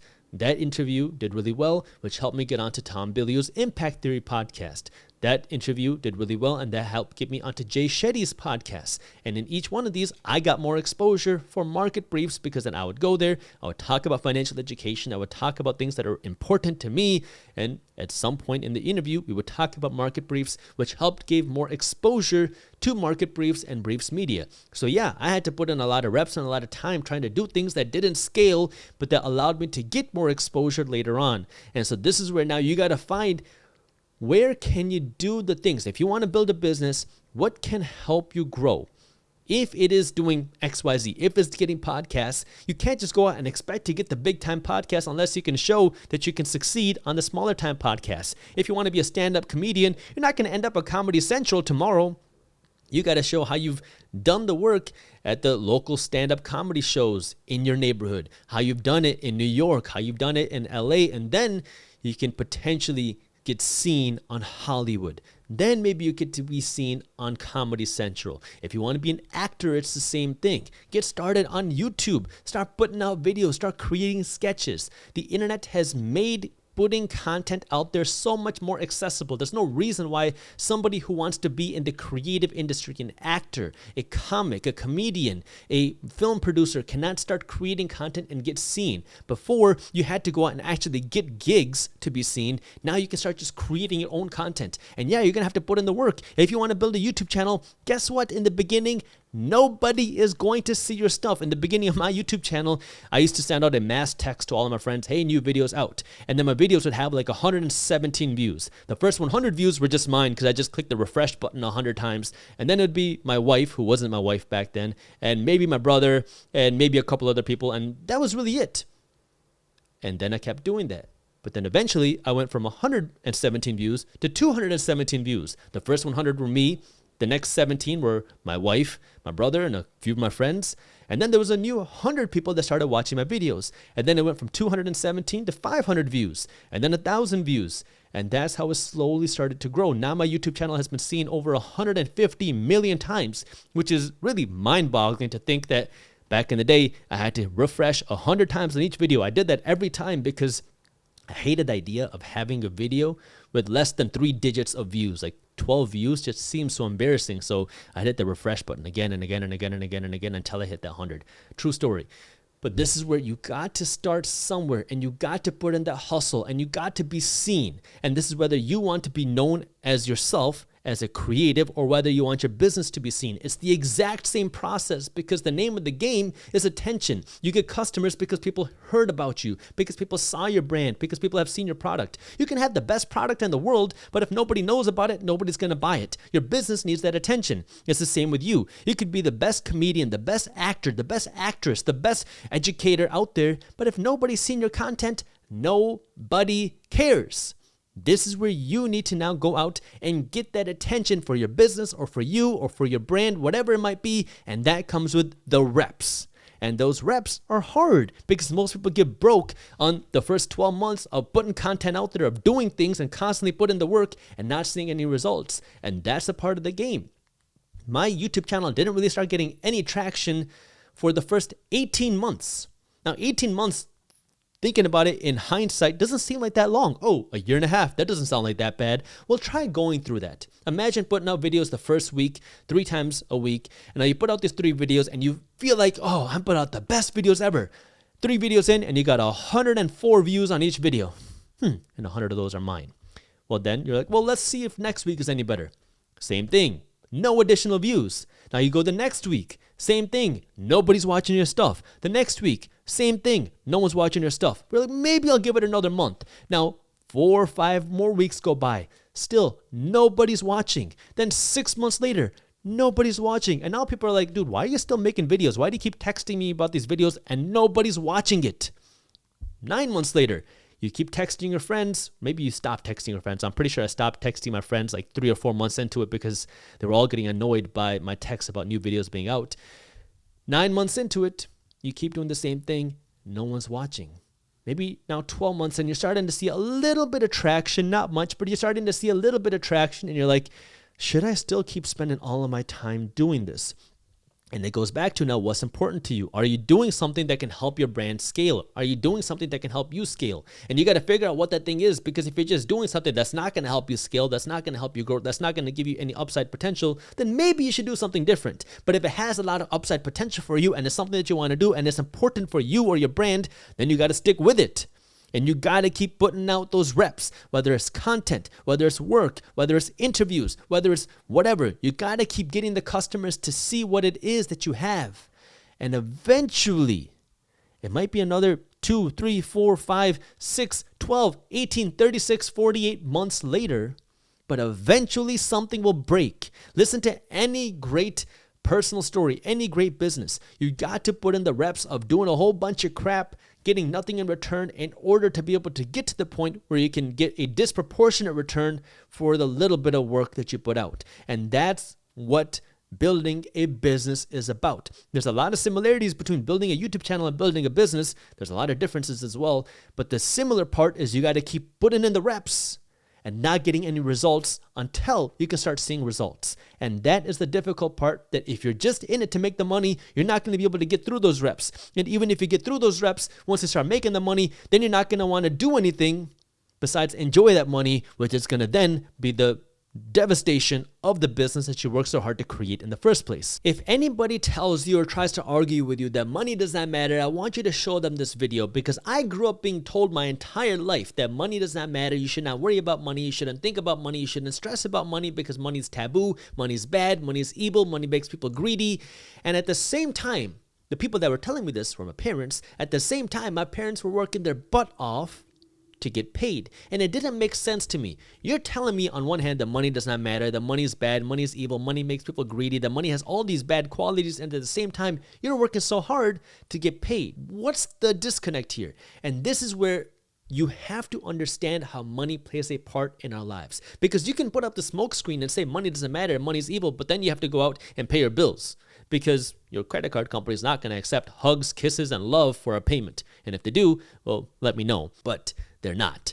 And this is where you have to understand money is important, because money is what funds the food that you eat. Money is what pays for the roof over your head. Money is what pays for the car in your driveway. Money is what pays for your kids' college. It costs money to eat, and it costs money to feed other people. Most people have put up these taboos and smoke screens around money, and then they just say that, oh, somebody who has money is greedy. They must have done something bad. They must have done something shady. They must have done something evil, because we don't understand how they did it. And because we have so many insecurities about money, we just put up this smoke screen and never want to talk about it, when in reality, the first issue is we don't understand how money plays a part in our lives. You have to understand first that money is important, because money is what pays the bills. But there's a difference between being completely obsessed and greedy and money-centric in your life, and also understanding how money plays a part in your life, because those are two completely different things.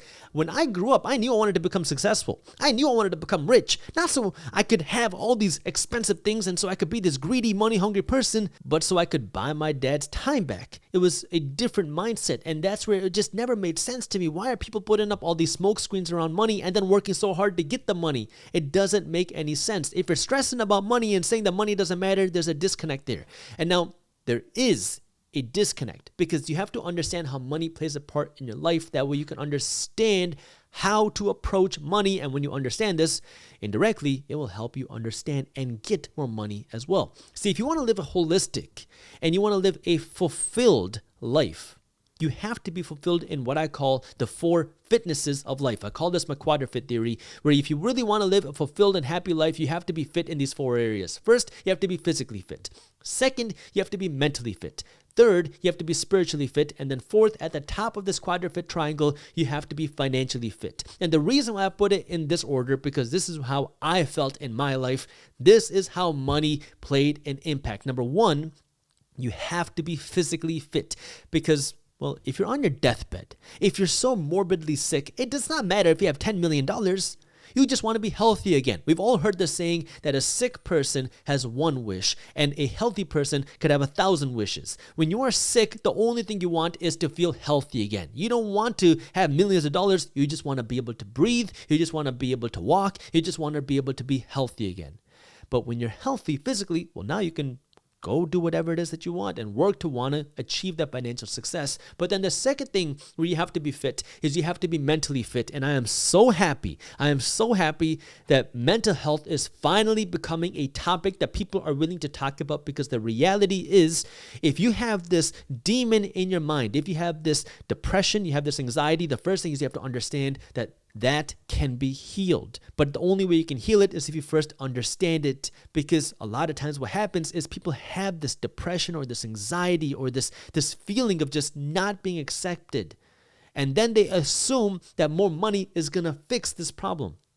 More money can buy you a better therapist. More money can buy you better treatments, but it cannot fix what's in here. And this is where you have to address this. If you're in toxic relationships, you have to take care of those.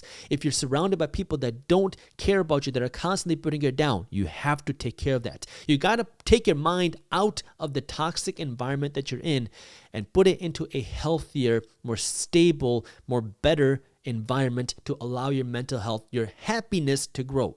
You can be happy with $20,000 a year and you can be happy with $2 million a year. The money will allow you to do more things that make you happy, but the happiness itself doesn't come from having a big bank account. It comes from living a fulfilled life, and that's the first step to being happy. And so this is where now you got to make sure mentally between these ears you are okay, because if you're miserable here, you're never going to be able to live a more fulfilled life when you have the money. More money is just going to make you more depressed. Then the third step to being a completely fit person is being spiritually fit. And this does not necessarily mean religious. This means now having a purpose in life. What are you getting up for every single day? Take a look at Warren Buffett, Mark Zuckerberg. Why do these people still go to work? They have more money than anybody can imagine, yet they're still getting up, going to work every single day. It's because they find purpose in what they do. It's not just because they made their money that they can go out and do whatever they want. It's because they love what they do. That gives them fulfillment. Each one of us have a reason for wanting to be here. And there's a whole bunch of crap on the internet where people say, you got to find your purpose. Build a business around your purpose. Well, everyone's purpose changes every 6 months. I don't know what my purpose was 4 years ago, but it wasn't what I am doing now. And my purpose is probably going to be different 4 years from now. And this is where you got to understand what is your purpose. I remember reading books about finding a purpose when I was getting started in my entrepreneurial career, and I was so confused because I had no idea what my purpose was.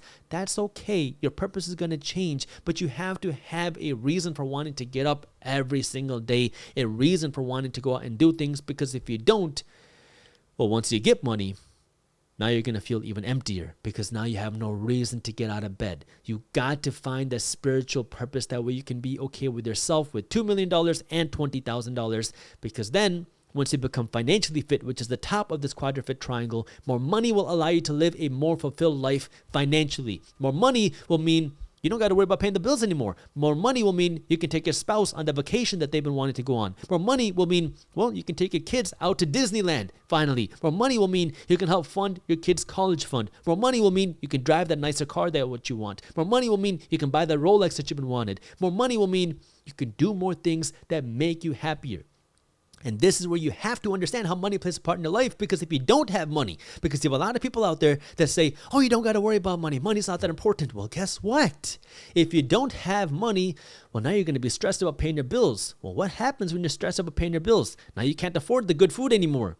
That can affect your physical health. You can't afford the gym anymore. You can't afford a good trainer. You can't afford the nice things to take care of your physical health, and that could put that down in the dumps. If you don't have money and you're always stressed and you're always fighting with your spouse about money, because guess what? Money issues are one of the leading causes of divorce.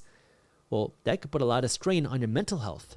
More money can also help find you that ability to find a sense of purpose, because when you don't have money, you can very easily be lost and confused and not have any sense of direction in your life, because you're constantly just worried trying to figure out how do you pay your bills. So yes, there is money involved in each one of these things, but each one of these things are also independent in the sense that you have to work to be physically fit. You have to work to be mentally fit. You have to work to be spiritually fit. And you can do all of those things without having money. More money will just allow you to amplify the different points in your life.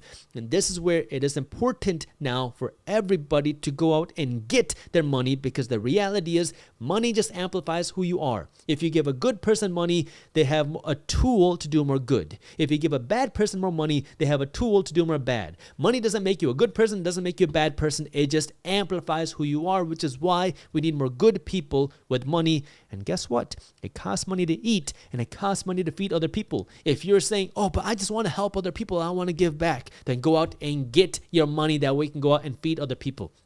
It is so silly to see people sitting there pointing fingers saying, oh, you should give to homeless people. Oh, you should help with the drug problem. Oh, you should do this. Well, how don't you get off of the sofa, pick your hands up off of your butt, stop playing Xbox, stop eating the Doritos and the Ho-Hos, and go out and make that change that you want. I'm going to jump back into the video in just 1 second, but before we do, if you are an investor and you're looking for an easy and free way to stay up to date on what's happening in the top financial news, from the economy to the housing market to the stock market to the crypto market to the global economy, then you have to check out Market Briefs. Market Briefs is my free financial newsletter that I created that will keep you up to date on what's happening in the financial news. You can read the newsletter in less than 5 minutes every morning. It's a fun and easy to read email, and it's completely free. So if you haven't joined Market Briefs yet, I got the link to how you can join down in the description below. It's kind of funny because me and a few friends started a community service organization in Detroit, and we would do a lot of different types of events trying to give back to people in our Metro Detroit community. And every time we would do something, or not every time, but many times we would do something, we would get this interesting feedback from people that would never show up to our community service events. Sometimes we would go out and feed homeless people, and then we would get comments or messages from people saying, "Why are you feeding homeless people? That's just putting a band-aid on the problem. How about you go out and try to fix the drug problem?" And then sometimes we would go out and we would provide hygiene kits to people. That way people who are homeless can have soap and have toothbrushes and have toothpaste and have socks. That way they can help clean up. And then you would hear things like, "Well, why aren't you feeding homeless people? They're hungry. What is a toothpaste going to do if they have nothing to eat?"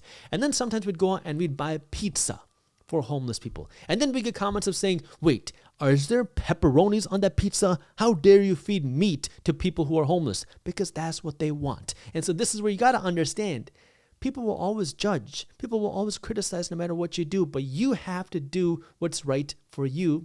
And guess what? Your kids and your spouse cost money.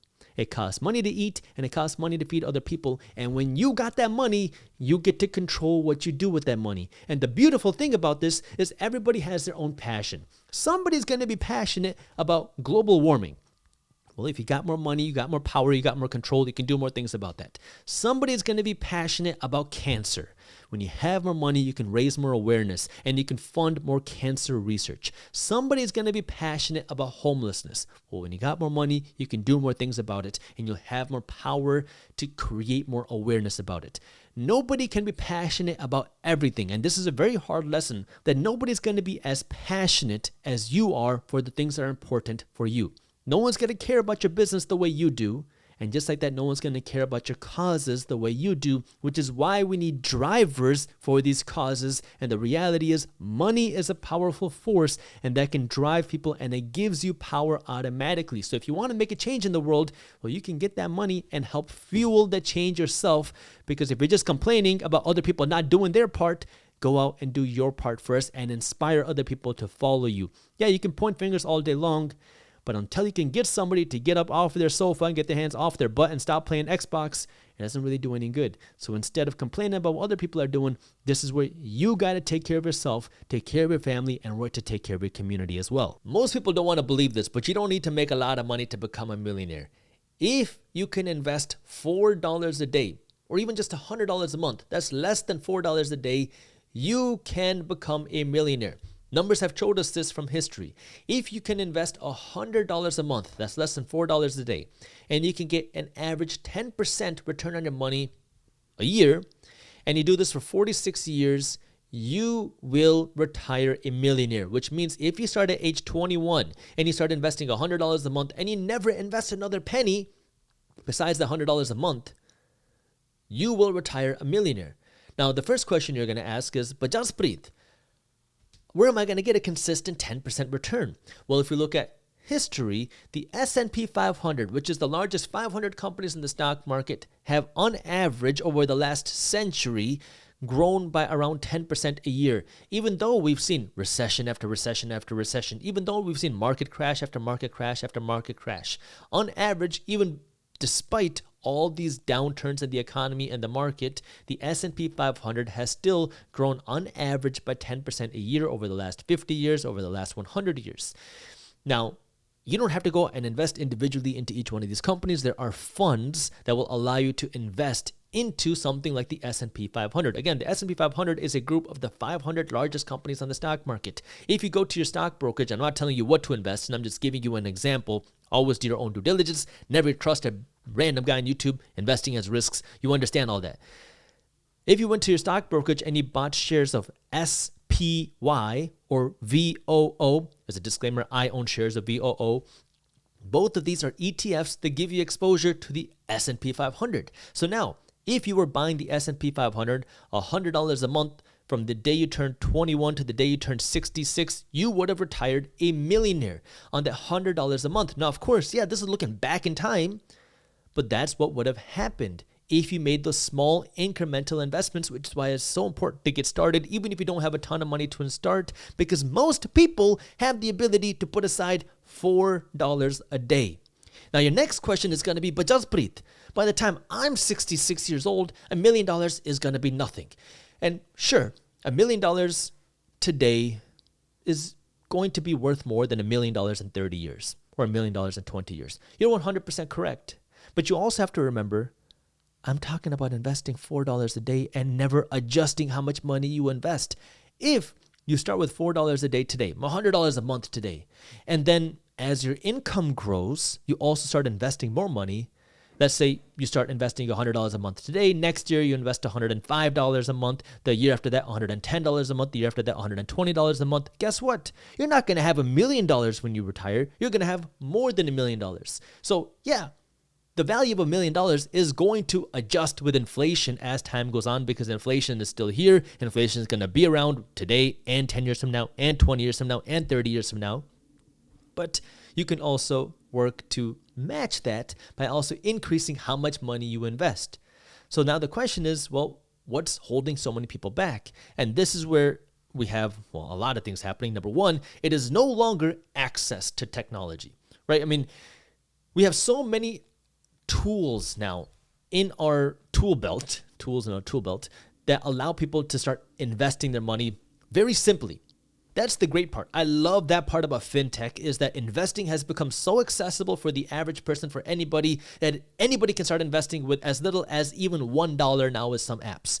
The downfall now, the double-edged sword to this is people have access to this financial technology to start investing, but the financial education is lacking. And this is where now people get caught up in the wait. You're telling me that if I invest $100 a month for 46 years, I'll become wealthy. But if I put $100 into this meme stock or into this cryptocurrency or into this particular thing that's going to boom in 6 months, I could 10x my money way faster, and I don't got to wait to become wealthy over the long term. Now we have the exciting and the attractive and the fun side of investing, which really isn't investing. It's trading, it's gambling, it's speculating. Look, there is a place for trading. It's not for me.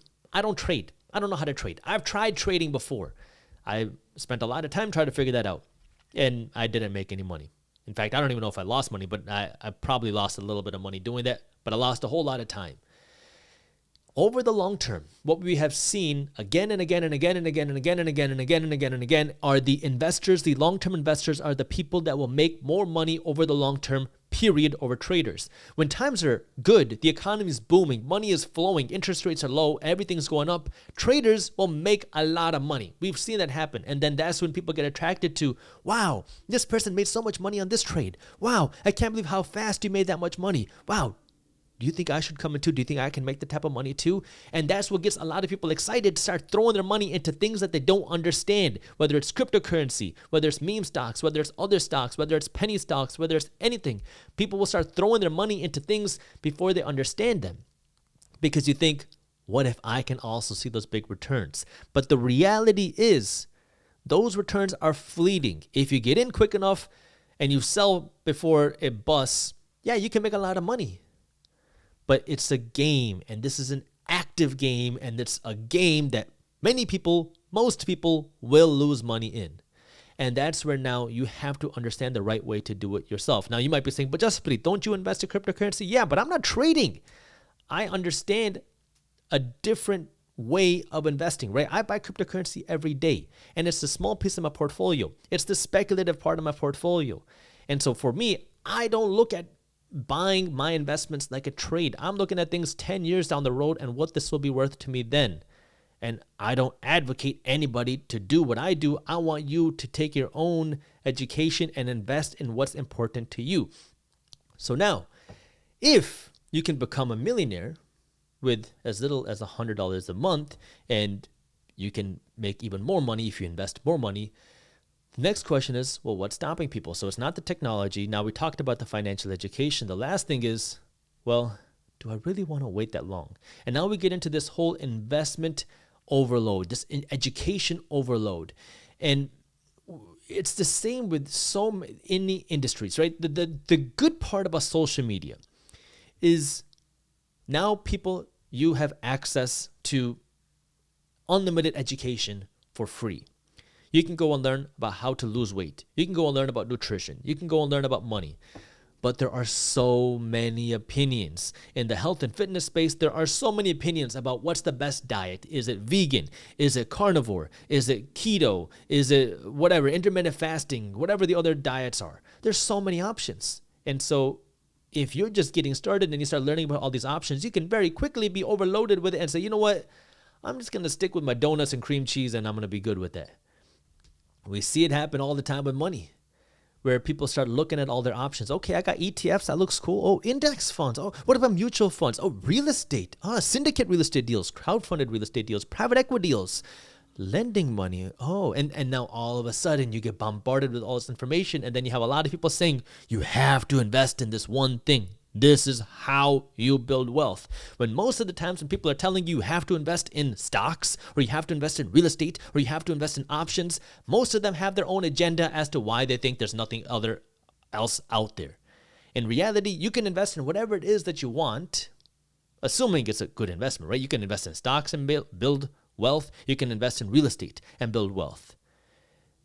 But you have to find the right option for you. And the mistake that so many people make, and the reason why so many people don't become wealthy from their investments, isn't because they made the wrong investment. It isn't because they invested into something with the wrong expense ratio. It's because they never got started. There are 3 factors that will determine how wealthy you will become for your investments. It is number 1, time. How long do you invest your money for? Number 2, dollars. How much money are you investing? And number 3, return. What is the return that you can get on your money? You can work to improve the return, and you can work to improve the dollars. The one thing that you cannot change is time. We cannot go back in time and start investing 10 years ago, but we can get started today. That is the one factor that we cannot change. And that's why it is so important to just get started. You don't have to make a commitment, a life commitment today with your investing strategy. You can start investing in ETFs today and then 6 months later say, you know what, I'm going to invest in index funds, or I'm going to invest in mutual funds, or I'm going to invest in real estate. That's okay. You will change because you're going to learn. You're not going to know everything going into it, but you have to get started. Time is the only factor that you cannot change. You can change how many dollars you invest, because what happens to a lot of people is you start investing and you get into this whole game of, oh, wow, I'm starting to understand this. I'm starting to see that light at the end of the tunnel. I'm starting to see what it would be like to compound my money. You start playing with those compound interest calculators online, and you start to see what it would be like for your money to compound. And that's when you say, I need more money to invest because I want to put some fuel on this fire. And that's a great feeling when you get there. The first thing that a lot of people do when they get there is you stop eating out. You stop going on vacations. You stop spending money. And, that's something I think most people need to do in the beginning, that way you know how to live below your means, know how to make those sacrifices. But then the next thing is, how do you work to earn more money? And the reason why you're working to earn more money now isn't so you can drive a faster car or a bigger home like most people are doing. It's so you can invest more money. So yeah, you can change how many dollars you invest, which will impact how wealthy you become, because the more money you invest, the wealthier you can become. But then the third factor you have to also work on is the return. How can you get the highest return? Now, the way you can get the best return is, number 1, you start building that financial education. You learn how to make better investments. You learn how to, make better things, make better decisions with your money, that we can get a better return, but also pay less money in fees. That way, more of that return goes in your pocket. So you can work on the return side. You can work on how much money you invest, but you cannot change how much time you have, which is why you have to get started sooner rather than later, because the longer your money has to compound and grow, the bigger your wealth will be. And the most difficult part about this is that concept of delayed gratification, because again, in today's society, when we want something, we want it today. When we want a luxury handbag, we want it today. You buy it with 0% APR. You buy it with a no interest credit card. You buy it with buy now, pay later. It is so accessible to have whatever we want right now, and that is what got a lot of people into the tough financial places that they are today, because we want convenience. Amazon was built on the whole concept of convenience, where now I don't have to go to the store to buy something. I can buy it online. Now, don't get me wrong. I love shopping on Amazon. I barely go into the store. I don't like going into stores to shop because it's a waste of my time. I love this idea of convenience. But the whole model was built on convenience. And now it's one-click purchase. You want to buy a new laptop? You can buy it with one click. You want to buy a new microphone? Buy it with one click. getting whatever you wanted has become so convenient. And then came, okay, you want to buy a laptop you can't afford? No worries. You don't have to afford the laptop. You can buy it, pay it later. You can pay it in installments. And this is where now the convenience is starting to impact people's finances, because now we're saying, all right, you can go and spend whatever it is that you want. Just worry about the price later. And there's a reason why buy now, pay later, 0% APR are so profitable, right? Buy now, pay later, as I like to call it, broke now, broke later, is one of the fastest growing fintech industries out there. Why? Because there's such a big demand for it. Why is there such a big demand? Well, number one, inflation is still extremely high and the cost of living has gone up so quickly. And then number two, people love having things now. We want to have things today, and that has caused the boom of things like buy now, pay later. But now let's think about this for a second, because the whole idea is, or the marketing pitch is, 0% APR. You don't got to pay any interest for this. And so what a lot of people think is, I found a special loophole that I can have more stuff today. It doesn't have to cost me anything because there's no interest, and I get to have all the nice things. So I found this little loophole in finance. But let's think about this for a second. There's a cost to money. There's a cost to borrowing money. Because, I mean, if borrowing money was free, banks would not charge you interest to get a mortgage. So if businesses or these buy now, pay later apps are giving you money for free with buy now, pay later or 0% APR, how are they making money? Well, they are making money. In fact, it is extremely profitable. So how? Well, the first thing is they know that if they can sell you a computer on buy now, pay later, you might also buy a mic with buy now, pay later, because you don't have the pain of paying, $3,000 for these laptops now. So now you might buy a mic to go with it. Maybe you'll also buy a camera to go with it. Maybe you'll also buy a handbag to go with it, because now you can buy all these things on buy now, pay later, and instead of paying that $3,000 up front, you can just pay $100 a month for each thing. You don't have the same pain of that money leaving you, so you're going to end up buying more stuff. So the first thing is buy now, pay later encourages people, and statistics show this. The majority of people will buy more stuff. Number two, it's, okay, so now I start buying all these things, and then I have all these monthly payments. If I don't pay it off in the 9 months or 18 months that's given to me, I'm now going to be slapped, not with a 5% interest rate, but with a 28 or a 35, maybe even a 39% interest rate. And so now all of a sudden, buy now, pay later went from this, oh, it's a special loophole that allows me to have more stuff without paying more money, to I am paying so much extra to buy all the things that I didn't know that I didn't need, that I couldn't even afford in the first place. That's why these programs are so profitable.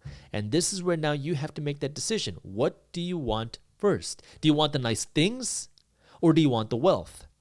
And if you're watching this video, I know what it is that you want. You want that wealth first. So you have to switch the way that you think, because the reality is the majority of people will never understand this, right? We're raised in this consumerism culture, and it's very unfortunate. And if you want to break out of that, the first thing you got to do is you got to change your mindset as to what it is that you want and when you want it. Now, when you can change your mindset on the way you spend, you can change your mindset on the way that you invest, because it goes hand in hand. It is, your brain strings work the same way when it comes to long-term thinking. If you want to have all the nice stuff now, what makes you think that you're going to be able to invest for the long term and build your wealth that way? If you want all the nice stuff now, you're going to want to invest your money and grow it the same way. And what ends up happening is when you want the quick returns in your money, well, you're probably going to be the one that loses your money and pays for somebody else's long-term gains. And so now you lose both ways.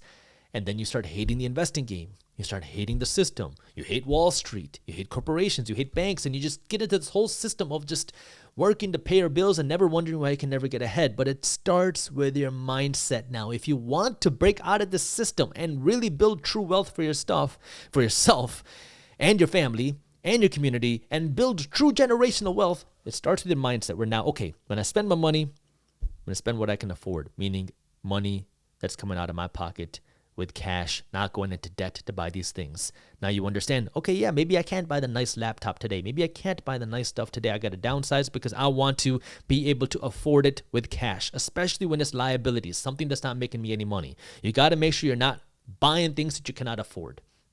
The simplest thing you can do is follow something like my rule of 5, which says if you can't buy 5 of them, you can't afford one of them. Then you reframed your spending. Now you're going to start reframing the way you invest. Now you're going to understand, okay, we're working the long game here. We're working to build that wealth now. Okay, I can build wealth. I can become a millionaire with $100 a month if I have enough time. I need to just get started. And this is where now you start investing. And again, there are so many ways to invest, but you got to just get started. Start doing your research, start reading books, but also get started by putting your money aside to start investing.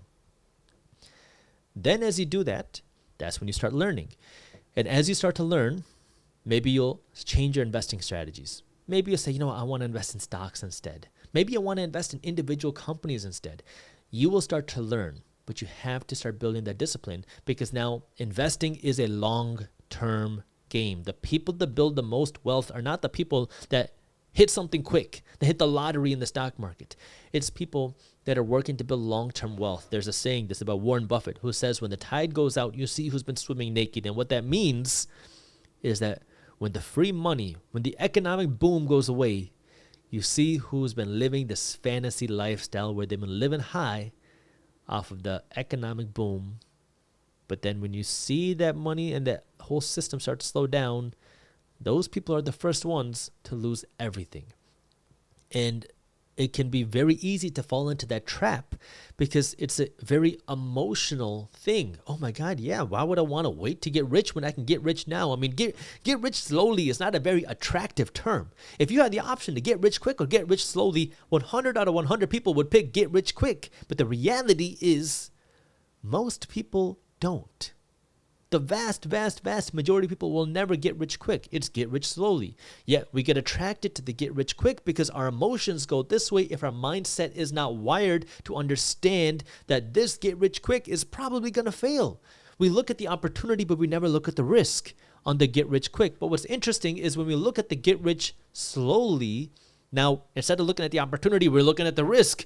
The risk is, man, that's a long time from now. What if it doesn't work out? What if $1 million in 40 years isn't worth as much as it is today? So instead, we take all the riskier options with a much lower potential to actually succeed. So yes, you can become wealthy, even if you don't make a ton of money, even if you don't know a lot about money, even if you don't know how to invest, as long as you get started and you can invest your money for long enough. And then as you do that, you keep learning. And as you learn, you apply what you learn. And as you make more, you also work to invest more. The more you invest, the wealthier you become. Remember, there's 3 things that will determine how wealthy you become: time, dollars, and return. As you make more, you can invest more dollars. The sooner you start, the more time you have. The return, how fast your money grows, is going to depend on how you learn, how you can minimize fees, and how you can grow the investments that you're making, right? This is all about the speed of money. How fast can you grow your money? And the way that you can grow your money faster is by learning more about money, learning more about investing, building that financial intelligence, building that financial education. That way you can go out and get better returns on your money. If you are an employee in a company, you need to become a business owner as quick as possible if you live in the United States. Now, that being said, that does not mean that you should quit your job. That does not mean that you need to go out and start a business. That does not mean that you need to go out and operate a business. But in America, in this economic system, everybody needs to be a business owner because real wealth in America is built through owning things like businesses, not just by working in businesses. Now, you're probably hearing me saying this and you're thinking, what the heck, Jaspreet, are you talking about? None of that makes any sense. Well, think of it this way. When you go out and you work as an employee in a company, you are an expense to the company. Now, I'm not saying this as like, oh, you're bad for the company. No, what I mean is financially, you are an expense. If you don't believe me, look at any cash flow profit and loss statement for a company. Every profit and loss statement for a company will show you that this is the revenue on the top. This is where the money came in from. And then you'll see the expenses. And in the expenses, you will see a line item called labor. Labor is your salary cost for the company. If you're getting a salary out of the company, you are an expense to the company, period. Now you might be saying, but Jaspreet, employees are an asset to the company. Sure, you're right. They are. They're a vital part to growing the company. But financially, just on the numbers, we're not talking about emotions now, You are an expense. And so what you need to do is you got to take the money that you're making as an employee in the company, and you need to put this to work. That way you can own some assets too. Now, the way that you do that is you take the money that you're earning and you take a piece of that and you're going to put that to work. Because guess what? Not everybody needs to be an entrepreneur. Not everybody should be an entrepreneur. Not everybody should try to operate a company. It's a lot of work and it's not for everybody, and it's very overglorified. Owning and running a business is for people who have it in them and who want to do that. There's no shame in being an employee. And anybody who talks about being an employee as a bunch of crap is really a piece of crap. Anyways, there's nothing wrong with being an employee. So now what you need to do is take a piece of that money that you're making as an employee and put that to work. If you go out and take some of the money and you buy a share of a company on the stock market, you now become one of the owners of that company. If you go out and you buy one share of, say, Amazon, you become one of the owners of Amazon. Now, as one of the owners of Amazon, you don't get to tell Amazon what to do. You don't get to get involved in the day-to-day decisions, and you don't have to go out and start packaging boxes, but you get to share in the profits. The way you share in the profits is by, number one, if the stock price goes up because the company becomes more valuable, that means your stocks, your share becomes more valuable. Now, you don't actually make any money until you sell, just like how you don't actually lose any money until you sell. But if your stock goes up and you sell, that's how you make money, which is option number one. Option number two is some companies, not every company, but some companies will pay out what's called a dividend, which is a regular cash payment. They will literally just send you cash or deposit cash into your brokerage account every 3 months generally, because you own a piece of this company. Now, not every company pays a dividend. The only companies that are going to pay dividends are companies that have big enough profits that they can afford just giving money to their shareholders. But that's another way that you can get paid. So now, if you are an employee, you don't own the company. You don't have any equity in the company. That's okay. But you need to be good at what you do. That way you can maintain that salary. That way you can maintain that income. And that way you can grow that income. It is your duty now to continue working there to be as good of an asset as possible, because the better asset that you are, the more your salary is going to grow. Yeah, that means you're a bigger expense. But they want to pay for that expense, because just like every other expense in the company's profit and loss statement, they have these expenses to run and grow the company. So now, if you can build yourself up as a good asset, as you can grow the income that you can make, you have more money to go out and invest. Now, a simple rule of thumb, you can find the right one for you, is to follow something like a 75-15-10 plan, which says for every dollar that you earn, 75 cents is the maximum that you can spend, 15 cents is the minimum that you invest, and 10 cents is the minimum that you save. The reason why you want to do this is because now no matter how much money you're making, whether it's 25 grand a year or $2.5 million a year, you're always working to invest your money first. Now, where can you invest your money? I talked about how you can invest your money in stocks. You can also invest your money in places like real estate. You can also invest your money into other startups. There's a lot of places where you can invest your money. It doesn't really matter where you invest, but you want to be investing your money. Now, ideally, especially if you're just starting off, you want to invest your money into places that are a little bit more established, places like the stock market, places like real estate, and don't just throw your money around. I mean, you can if you start, but understand that investing is risky. You're never guaranteed to make money when you invest. And in fact, you will probably lose money at some point, but you got to get started. That way you can learn. The key is putting your money to work and own the assets. If you don't own the company where you work at, you need to own somebody else's company, period. In this American economic system, that's how wealth is built. And the great thing about this system, if you understand it, because most people don't understand it, which is why they hate the whole system, but if you understand it, you can own a piece of the system without having to work to necessarily own each individual pieces of those systems. Once you have the money, you have the tools to buy a piece of that. Now, yes, that means you're going to have to work to spend less money. Maybe that means you have to work to earn more money, but you got to take some of the money that you're earning and put it to work to own a piece of the system. That way you can actually build wealth from the system, because if you don't, then you're just constantly going to be an expense in the system and never own any assets for yourself. That's where wealth is built. You already know you're working in a company. When you're working in that company, you're working to make the company more valuable. You're working to make your boss richer. That's a fact. But if you want to make yourself richer, you got to continue doing that, continue putting in the value, continue making that increase in your income. That way now you have more money to go out and own your own assets. That way you can own a piece of the pie as well. That's how wealth is built. And this is where you got to figure out what is the right way for you to do this. Now, this is where the financial education comes into play. Like when it comes to the stock market, you don't have to go out and try to find the perfect company unless that's something you're really interested in doing. You can just invest in a piece of America. There are funds, index funds, ETFs. Both of these things will allow you to own a piece of America without having to spend all that time, effort, and energy researching individual companies. Like there are funds on the stock market, index funds and ETFs that will allow you to own a piece of the total stock market. There are funds that will allow you to own a piece of the S&P 500, the largest 500 companies on the stock market. There are funds that will allow you to own a piece of healthcare companies. There are funds that will allow you to own a piece of real estate companies. There are funds that will allow you to own a piece of companies that are focused on just paying dividends. This way now, if you don't want to be a professional investor, you don't want to have to research individual companies, you don't want to have to try to pick the best company, you don't have to worry about your portfolio, just find the right industry or fund that you want to invest in, which is significantly less work. And now every time you get paid, just take a piece of that money and start putting it into these funds. That's where wealth is built. Now, of course, you can get started with something like a 401k, something like an IRA. These are tax-deferred retirement accounts that make the process of starting investing very simple because lots of employers are going to offer these to their employees. They offer some tax benefits. There's some pros and cons to this, but that's just where you get started. You don't want to stop your investments just because you have a 401k or an IRA. That's just where you start. Get started with that because that's the most accessible, but then I want you to go even beyond that and continue investing yourself. Now, again, I want to remind you, investing has risks. You're never guaranteed to make money you invest. In fact, you will probably lose money at some point, and never blindly trust a random guy on YouTube, but understand that because you will have to lose money at some point because that's a part of investing. But the goal is to make way more than you lose. And the only way that you can do that is if you're willing to lose and you understand that that's a part of the process, because investing is a skill that can be learned. And patience is important.